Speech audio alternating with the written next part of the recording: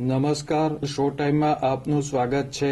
પાલીતાણાના Talaja road પર આવેલ ભીલવાસમાં રહેતા યુવાનની પાડોશમાં રહેતા શખ્સોએ તીક્ષ્ણ હથિયારના ઘા ઝીકી હત્યા કરી હતી। મારામારીની ઘટનામાં મૃતક યુવાનના ભાઈને પણ ગંભીર ઈજા પહોંચી હતી।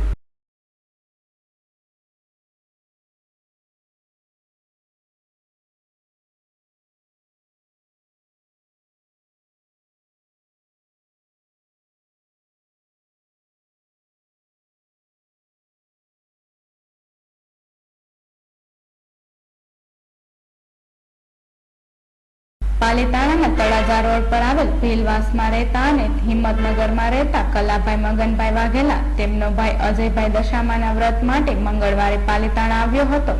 ગત મોડી રાત્રિના આ બનાવમાં વચ્ચે પડનાર કલાભાઈ ઉપર પણ શખ્સોએ છરી વડે હુમલો કર્યો હતો।